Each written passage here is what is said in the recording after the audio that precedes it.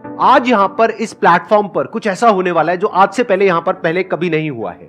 एक stand up comedian है जो अभी बैक स्टेज है। उनको आपने बहुत सारे टेलीविजन शोज में देखा होगा। यूट्यूब पर उनकी काफी सारी वीडियोस वायरल हो गई है। उनको बहुत ज्यादा टाइम नहीं हुआ है, लेकिन बहुत कम टाइम में बहुत बड़ी सक्सेस उन्होंने अचीव करी है।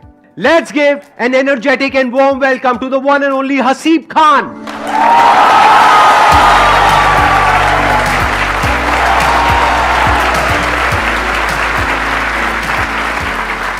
तो अब मैं आप लोगों को बताता हूं कि आज के इस सेशन में अब हम क्या करने वाले हैं।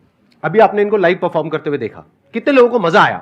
ऑनेस्टली कितने लोगों को बहुत मजा आया? संदीप सर का बहुत हाथ रहा काफी चीजों में। जैसे इनके वीडियो देख के एक बार मैंने बी छोड़ दी। एक मिनट क्या छोड़ दी? इंजीनियरिंग को बी बोलते हैं हम लोग। अच्छा, बी। और मैंने वो कोट्स पढ़ लिए थे कि आप सक्सेसफुल हो जाते हो ड्रॉप आउट हो तो मेरे दोस्तों ने बताया फर्स्ट ईयर में नहीं छोड़ते।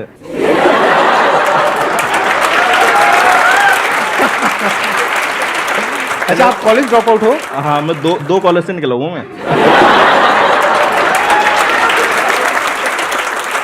मैं फर्स्ट निकला था ना, फर्स्ट कॉलेज से, तो मैं इसलिए निकला मेरे को कोई गवर्नमेंट कॉलेज लेंगे। अब पता चला कि मिल तो गया है, लेकिन अब समझ में नहीं आ रहा वहाँ कुछ निकल ही नहीं रहा, कुछ समझ में नहीं आ रहा। तो थर्ड ईयर में वहाँ से भी छोड़ दी। और ऐसा नहीं, मैंने सबसे मतलब पूरे 3 साल के कॉलेज में एक सबसे अच्छा काम करा था। कॉलेज की वेबसाइट बना दी थी मैंने। वो दिक्कत ये थी, उन्होंने कहा नहीं था बनाने को।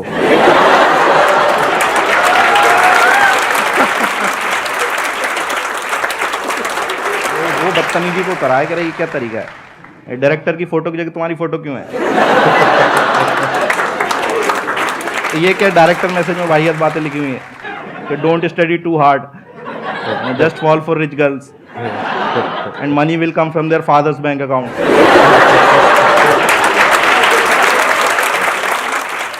एक वीडियो आया था सर का, जनवरी में आया था 2018 में, और उस टाइम पे अपन फालतू घूम रहे थे कि भाई कुछ करने ही नहीं, समझ में नहीं आ रहा। तो सर ने उसमें ये बात कही थी कि आप ना उसे उलझे हुए रहते हो लाइफ में, तो आप ऐसे 5-6 दिन का ब्रेक लो और कहीं पे वो पहाड़ों पे चले जाओ या कहीं टेरेस पे चले जाओ या कहीं पे ऐसा सोचो तो कि और वहाँ से क्या होता है। फिर उन्होंने कहा था कि आप देखते हो ना तो बाकी की दुनिया बहुत छोटी लगती है, आपकी प्रॉब्लम फिर ऐसा लगता है इतनी बड़ी भी नहीं है प्रॉब्लम मेरी। तो मैंने वही करा, हमारे इधर वो पहाड़ में चला जाता था। अब मैं सोच रहा हूँ मेरे को करना क्या है। अब वहाँ पे क्या वो जगह सही नहीं थी थोड़ी, वहाँ कपल्स आते थे, उनके ये अकेला को बैठा हुआ है।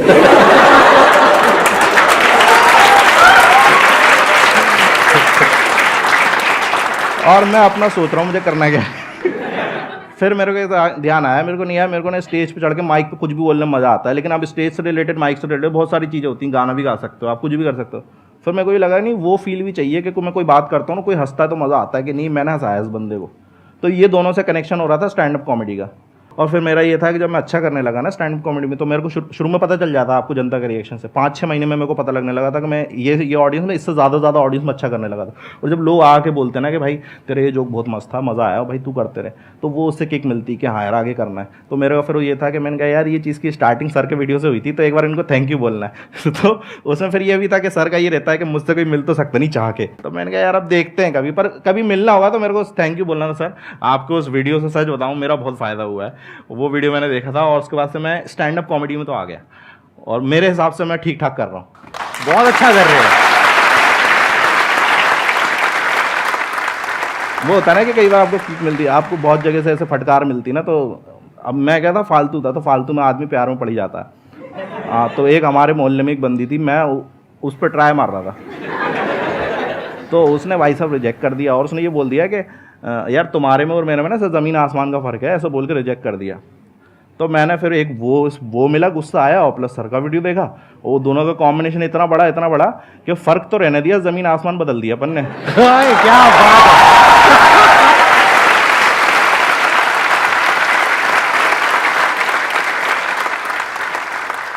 सर मेरा क्वेश्चन ये है कि स्टेप्स क्या हैं स्टैंड अप कॉमेडियन बनने के? ये आपने ना अपना ही कंपटीशन बढ़ा लिया है। हाँ, अब ये सारे स्टैंड अप कॉमेडियन बनने वाले हैं यहाँ पे। जितने मार्केट में खराब स्टैंड अप कॉमेडियन आएंगे ना, उतनी हमारी वैल्यू बढ़ती है।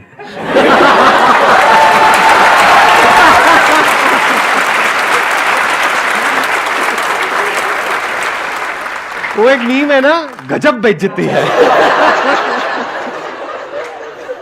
अगर मैं आपके कंपटीशन में स्टैंड अप कॉमेडी में आना चाहूं, हाँ, तो आप क्या कहना चाहेंगे?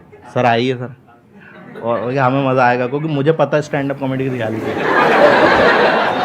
और सबसे अच्छा मज़ा पता है तो लोग मेरे जोक्स पे हंसेंगे, मुझ पे हंसेंगे अगर मैं आ गया तो। मैं बता रहा हूँ सबसे अच्छा है कि स्टैंड अप कॉमेडियन को मज़ा कब आता है, जब दूसरा स्टैंड अप कॉमेडियन खराब करता है। भाई क्या हंसी आती है, उसके चेहरे पे मौत फैली हुई है कि कोई हंस नहीं रहा, और हमें लगा रहा है ये देखो अब आएगा मजा इसको। और इतने खुश, मतलब कोई कॉमेडियन अगर उसको हम लोग बॉम्ब होना कहते हैं, अगर उसके जोक्स नहीं चल रहा है, तो कोई बंदा बॉम्ब हो रहा है ना, तो उससे ज़्यादा मज़ा कहीं नहीं है। देखो सबसे पहले तो ये है कि आपने स्टैंड अप कॉमेडी करनी है, तो सबसे पहले तो अपना काम धंधा नहीं छोड़ना है आपको, कि ये नहीं कि मैंने आज ही छोड़ना जो कर रहा हूँ मैं ये था कि मैं जब कॉमेडी करता था ना, तो कॉमेडी से एकदम से पैसा नहीं आता। अगर आप फॉर एग्जांपल उसके साथ सोच रहे हो उसको करियर बनाने के उससे, तो उससे एकदम से पैसा नहीं आता। और स्टैंड अप कॉमेडी में पैसा लगता बहुत है शुरू में, कि भाई आपको ट्रैवल करना, जैसे आपको फॉर एग्जांपल ओपन माइक करना है, आपने 5 मिनट लिखे, अब आपको ट्राई करने जाना है कहीं पे कि भाई मेरे को पता तो चलें ये मुझे ही फ़नी लग रहा है, इन सबको भी फ़नी लग रहा है, पता चला तुम्हें फ़नी लग रहा है, स्टेज पे गए और वहाँ पे कोई हंसी नहीं रहा। अब आप वहाँ जाओगे, भाई आपका ट्रैवल का भी लगेगा, ठीक है, तो एक ओपन माइक तो करना नहीं है। और मैं बता रहा हूँ मैंने 150-200 करे हैं, यहाँ पे लोग 500-500 कर लेते हैं एक साल में, इतना है दिल्ली में, और करने ही पड़ते हैं, मतलब उसके अलावा कोई ऑप्शन ही नहीं है। तो मैंने 4 साल में फॉर एग्जांपल ये मान के चलो अपने स्टैंड अप कॉमेडी में, जब तक मैंने अपना वीडियो रिलीज़ नहीं करा था, मैंने 3.5 से 4 लाख रुपए खुद से लगा दिए थे उस शॉप से कमा के। हाँ ये बात अलग है जब वो वीडियो आया था इतना चला कि वो उसने 1 महीने में कवर अप कर दिया उसका, लेकिन आपको शुरू में लगाने पड़ेंगे। तो कभी भी उसमें मत जाना कि यार बहुत मज़ेदार आर्ट फॉर्म होती है, तो पहले तो कुछ ऐसा काम करते रहना। प्लस बस ये है कि आपको जब लोग आके बताने लगे कि आप अच्छा करते हो, तो आपको खुद ही मज़ा आने लगता है, और आपको नहीं बताने लगे तो भी समझ में आ जाता है कि आप तो नहीं करनी है।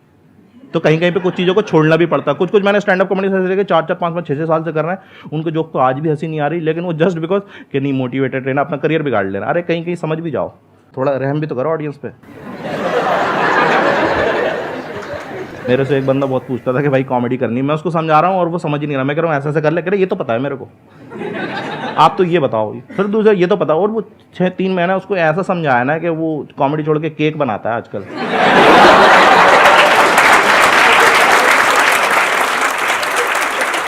लेकिन अब ये देखो कि उसका फायदा, वो केक बहुत अच्छे बनाता है वो। ये जो आर्ट है ना, ये एक पूरा का पूरा इसका एक प्रोसेस होता है, वो दिखता नहीं है आप लोगों को। आप लोगों को लगता है कि मतलब स्टैंड अप कॉमेडी मतलब जैसे हम ग्रुप में बैठे हैं और हंसा रहे हैं, वो एक अलग चीज है, और यहाँ पे स्टेज पे आकर के परफॉर्म करना वो एक अलग चीज है। उसमें पूरा एक बिल्डअप होता है कि पहले क्यूरोसिटी क्रिएट करनी होती है, फिर एकदम से वो लैंड करता है जो अनएक्सपेक्टेड होता है, तब हंसी आती है। हाँ, तो इसको आप सीख भी सकते हो, जो वर्ल्ड के बेस्ट स्टैंड अप कॉमेडियंस हैं उन लोगों से, उनकी बुक्स मिलेंगी आपको।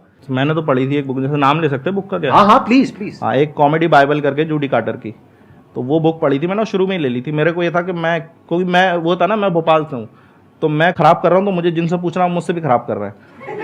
तो मैंने कहा बुक ही खरीद लो, क्योंकि अब दिल्ली में तो बड़े बड़े कॉमेडी साथ में मिल जाएंगे आपको। लाइक वो जो बंदा 10 साल से कर रहा है वो भी बगल में बैठा है, सेम लाइनअप में आपके, वो परफॉर्म करने वाला फिर आप करने वाला। वहाँ ऐसा था ही नहीं, तो मैंने बुक खरीदी। तो मेरे जो शुरू के सवाल थे ना, बहुत होते हैं स्टैंड अप कॉमेडी, उनको लगता है यार फट से मिल जाए ये चीज़, क्योंकि है इतनी वो अट्रैक्टिंग इतनी है कि भाई फट से मिल जाए, तो उनके सवाल इतने होते हैं। तो मैंने जब वो बुक पढ़ी ना, मेरे बहुत से मन के सवाल तो वहीं सॉल्व हो गए थे।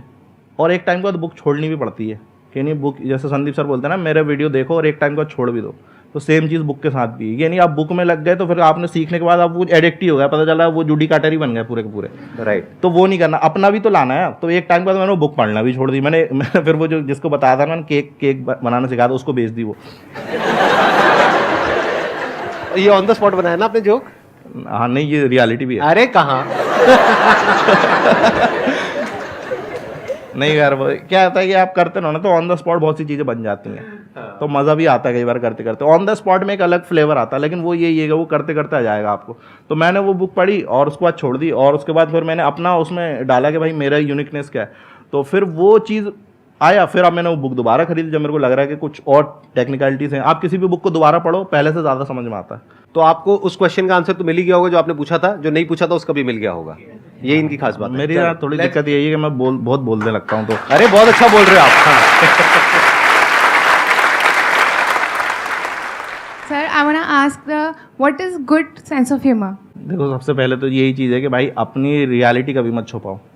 बहुत से लोग मैंने देखा है कि भाई वो गरीब हैं, लेकिन वो सोचेंगे कि यार कूल बनना तो एयरपोर्ट पे जोक्स लिखते हैं। कभी नहीं गए फ्लाइट में, उस पर जोक लिख रहे हैं। भाई रियलिटी बताओ ना यार आप। मैं एयरपोर्ट नहीं जाता था, मैं तो कराने की शॉप पे जाता था, तो मैं वहीं से जोक लिखूंगा ना यार। मेरा सेंस ऑफ ह्यूमर तो रियलिटी से आएगा ना, जब तक आपके साथ वो चीज़ हुई नहीं। अब जैसे फॉर एग्जांपल मैं अगर बात कर रहा हूँ कि मेरी गर्लफ्रेंड के बारे में मैं 1.5 घंटे जोक करता हूँ, अब मेरी गर्लफ्रेंड ही नहीं होती तो मैं ऐसे ही बोलता जाता क्या? तो उसके लिए गर्लफ्रेंड होना भी तो जरूरी है भाई। तो इसका मतलब थी आपकी एक्चुअल में?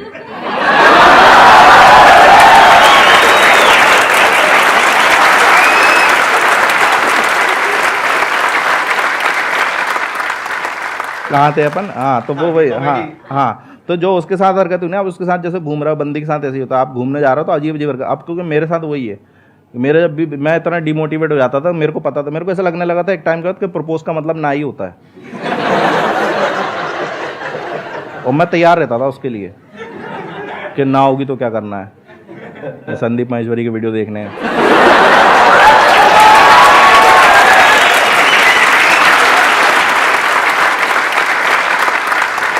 तो जब वो चीज़ें हुई ना, वो सारी मैंने शो में डाल दी कि बिल्कुल रियलिटी। अब वो भी देख के ऐसे गुस्सा कर रही होती है। मेरे साथ यही है, मेरे साथ कोई भी चीट वीट करता है ना, मैं उस पर जोक लिख देता हूँ। ओ भाई साहब, मुझे बस ही देना, मुझे पता है उनके माइंड में जोक्स आ रहे होंगे। मेरी 6 महीने पता लगा अपने एक अगले शो में। अरे सर आप पे भी है, मैं बता रहा हूँ। संदीप सर तो बहुत मोटिवेट कर देते हैं। एक बार उनका कोई सेशन आता है, इसमें कहता है कि भगवान कहीं और नहीं, आप ही हो, आपके अंदर ही भगवान है। मैंने कहा सही है यार, ये तो मैं बैठा हुआ है, मैंने कहा सही है यार, मतलब वीडियो देख के एकदम बैठा हुआ खोया हुआ। मैंने कहा भगवान है यार अपन तो। फिर पापा ने बोला वो बोतलें भर के रखनी है। मेरे अंदर से वही आएगा, वत्स तुम्हें पता भी है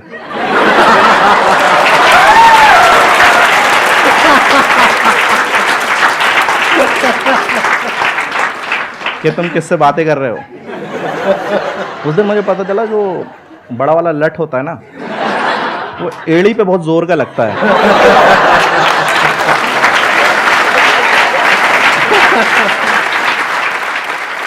thank you so much Hasi for coming.